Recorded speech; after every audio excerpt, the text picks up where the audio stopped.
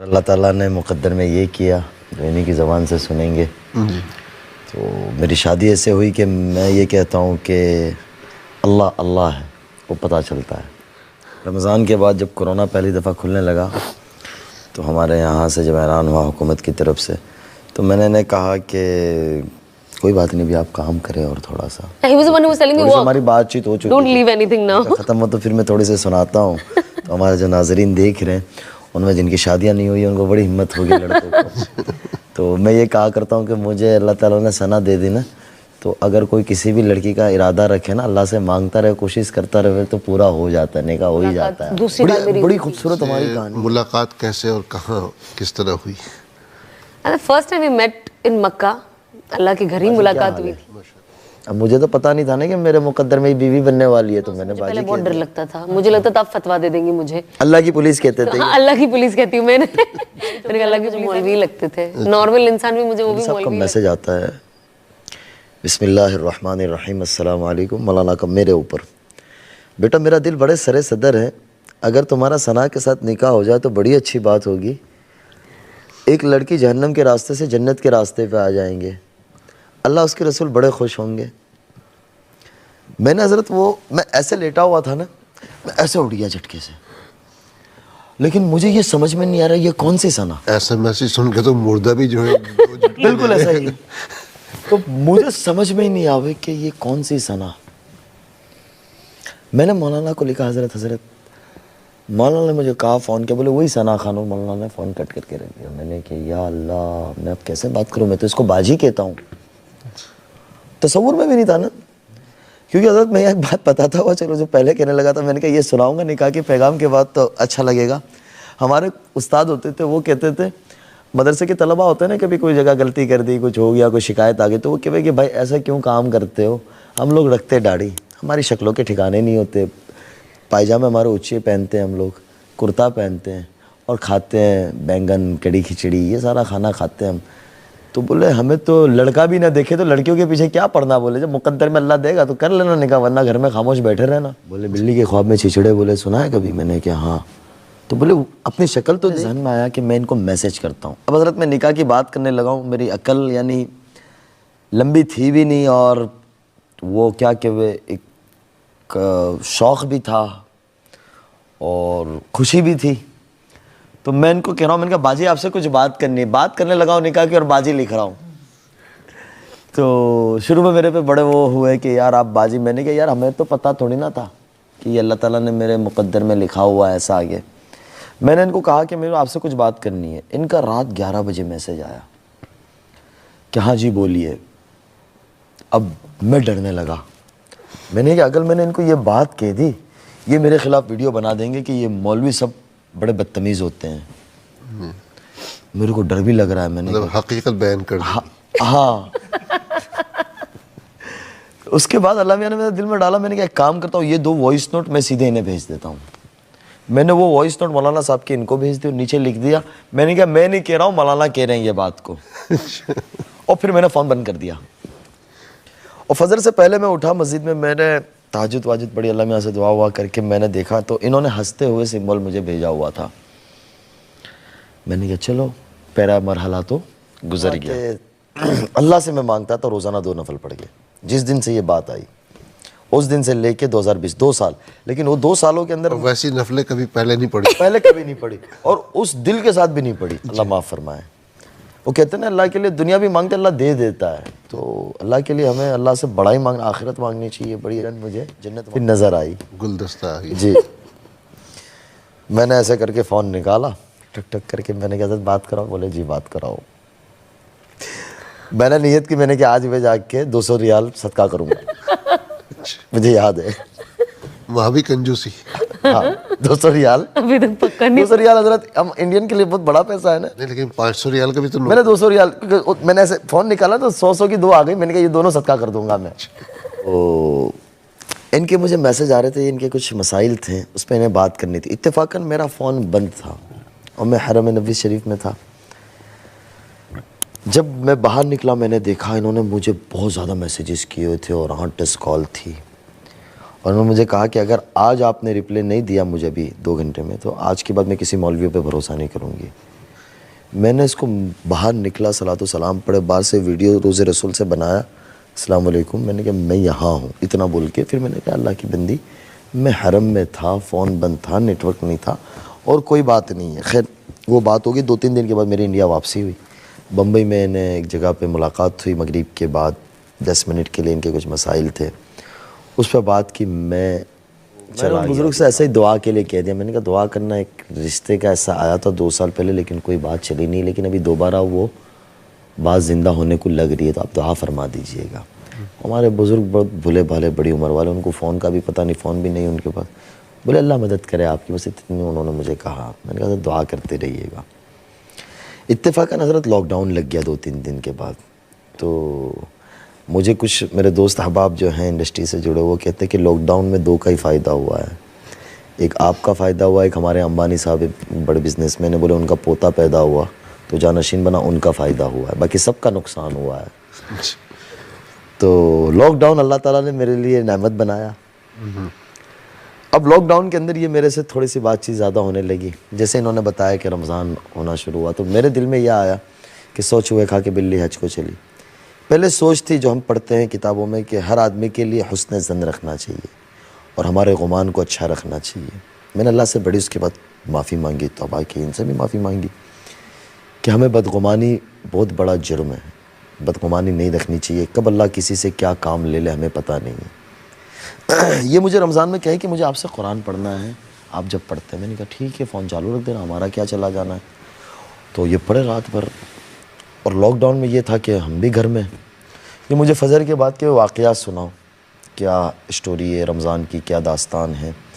اب میں انہیں سناؤ 9-9:30 بجے تک یہ سو جاوے 9-9:30 بجے. میرے والد صاحب کا میں ایک بیٹا میری 3 بڑی ہمسیرہ 3 بہنیں ان کی شادی ہو گئی تو میرے والد صاحب تبلیغی آدمی تھوڑے سے سخت مزاج کے ہیں. وہ میرا دروازے پہ 10-10:30 بجے آوے بولے کم بخت مفتی ہو کے مولوی ہو کے بولے قرآن کا مہینہ سوتا رہتا ہے نام کا مولوی. اب میں کہاں کہوں کہ ابا جی ابھی سویا ہوں. اب گھر میں بتاؤں بھی تو کیسے بتاؤں یہ. حضرت آپ یقین نہ مانیں گے کہ عصر کے وقت میری آنکھیں اتنی بڑی بڑی ہو جاؤں میں باقاعدہ دعا کروں کہ اللہ یہ 2020 نہ گزرنے دینا میرا نکاح ہو جانا چاہیے ورنہ میں اب شادی نہیں کروں گا. میں نے کیا میں اپنی زندگی ایسے ہی گزاروں میں بڑی قربانی میں اللہ میں ایسے دعا کروں حضرت. تو میرا امتحان بہت بڑا تھا. انہوں نے مجھے رمضان کے آخری دنوں میں کہا کہ نہیں اس کے بعد اس دوران اس مولانا صاحب کی فون آئی اور کہا کہ آپ کو نکاح کرنا ہے. میں نے کہا 2 سال سے تو لالی پاپ دیا ہوا ہے منہ میں نہ چوس پا رہا ہوں نہ کچھ کر پا رہا ہوں.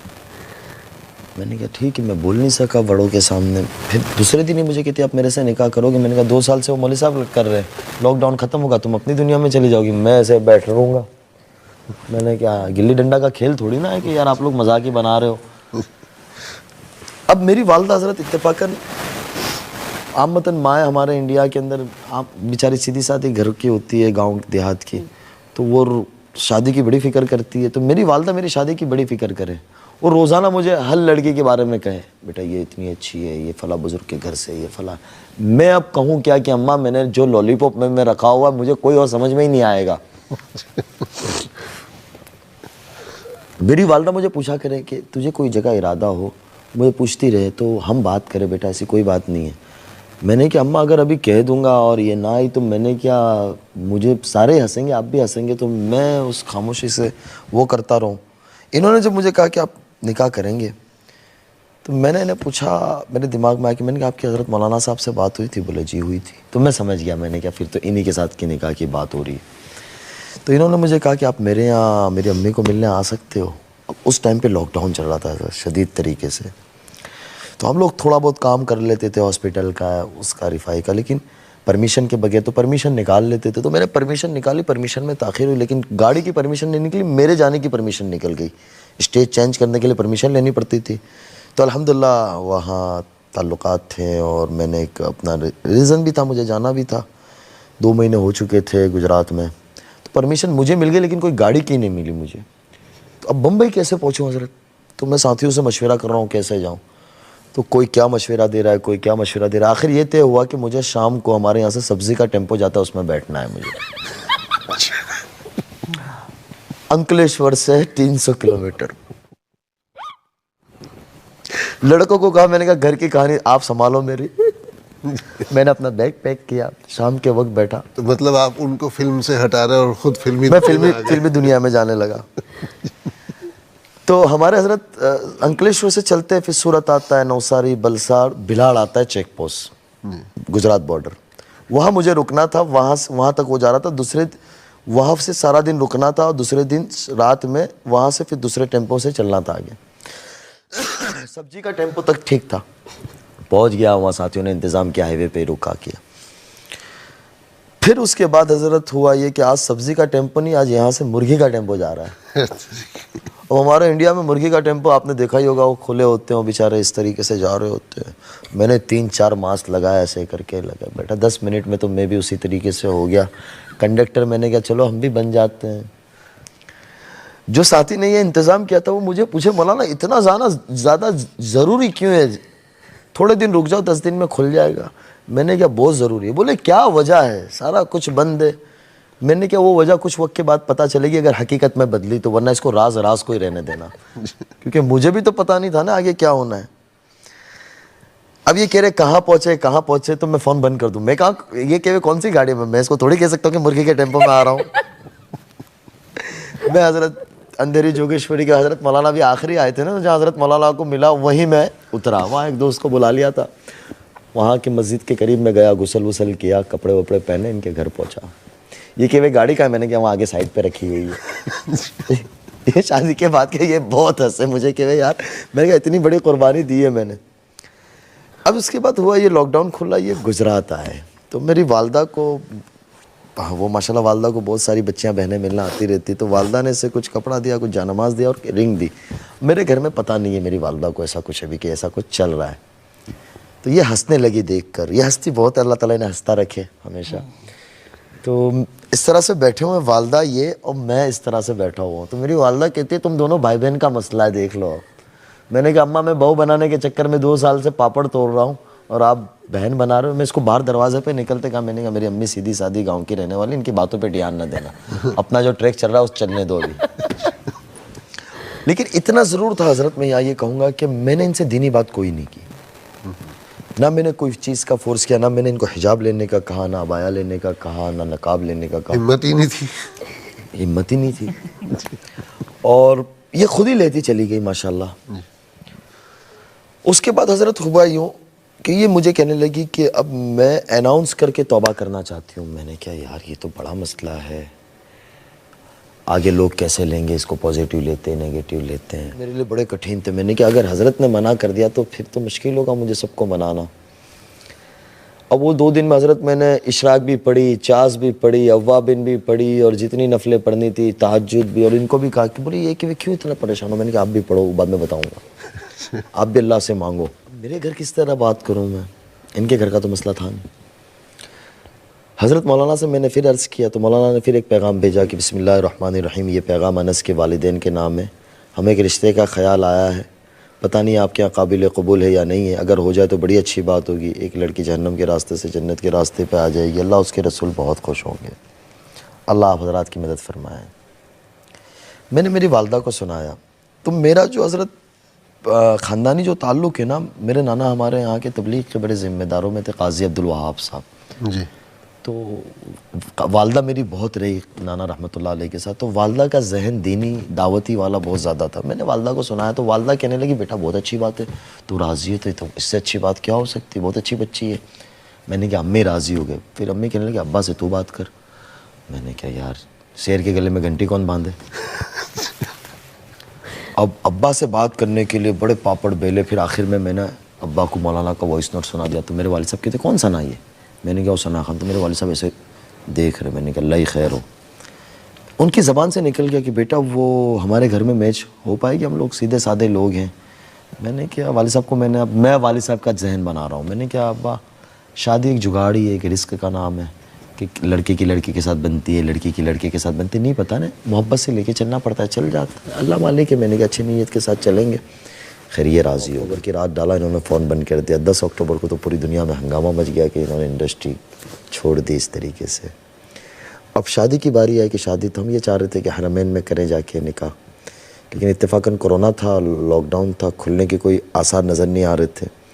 फिर मशवरा यही हुआ कि ज़मान अमर लाट साहब वगैरह बुज़ुर्गों से कि भाई अपनी जामा मस्जिद के अंदर जुमा के बाद निकाह कर लें। इन्होंने अपने सारे ख़ानदान दोस्त, इस पर एक हज़रत एक बड़ी हंसने वाली बात सुनाऊँ मैं आपको। इनके वाल साहब दुबई रहते थे, अब यहाँ आ गए। पहले ये अपनी वालदा के साथ होती थी, तो इनके वाल साहब आए ना शादी से एक हफ़्ते पहले, 20 नवंबर 2020 को मेरा निकाह हुआ। तो मैं बम्बई गया था लेने, एयरपोर्ट से मैंने लेके घर छोड़ा इनके, मैं चला आया, 1.5-2 घंटे में वापस हो गया। इन्होंने अपने वालिद साहब से कहा कि ये आपका दामाद है, आपको किसी को बताना नहीं, कौन है क्या है कुछ नहीं बताना है। इन्होंने अपने किसी दोस्त को यानी सुगंध भी नहीं आने दी हजरत, खुशबू भी नहीं आने दी। और अब निकाह हो चुका था? नहीं, निकाह नहीं हुआ था, अच्छा, नहीं होने वाला तैयारियां चल रही थी। और इनके रिश्तेदारों को इन्होंने कहा कि बेंगलोर में निकाह है, लड़का बेंगलोर का है। इन्होंने सबका रुख उस तरफ मोड़ दिया। जब इन्होंने सबको टिकटें भेजी गुजरात आने की, उस रात पता चला कि गुजरात में है, सूरत के पास। और फिर वहाँ लड़के गाड़ियाँ लेके लेने गए थे। तो जुमा के दिन 1-2 दिन पहले आमतन हमारे यहाँ इंडिया वगैरह हमारे बरसगीर में ही होता है कि लड़का बारात लेके जाता है, ये अपने कुछ रिश्तेदार दोस्तों के साथ। इसको मैंने गुजराती बुला लिया था। 2 दिन पहले जब मैं इनको लेने गया तो मैं दूसरी गाड़ियों में था और ये अपनी गाड़ी में, माशाल्लाह ड्राइविंग खुद अच्छी कर लेती है, तो कि मैं अपने वालिदैन को लेके मैं अपनी गाड़ी से चलूँगी। मैंने ठीक है, आगे पीछे गाड़ियाँ थी। तो अब ये मेरे से जब बात कर रही थी ना, कहीं रुके तो ये इस तरह से बात कर रही थी। तो इनके वालिद साहब इनको पूछते हैं, मैं एक जगह चाय के लिए रुका नवसारी बलसाड़ के पास। इनके वालिद साहब कहते ये लड़का कौन है, बहुत ज़्यादा तुम्हारे से क्लोज हो रहा है। इन्होंने इनके वालिद साहब को ऐसा डरा दिया था कि वालिद साहब इनका मेरा नक्शा भी भूल गए, चेहरा भी।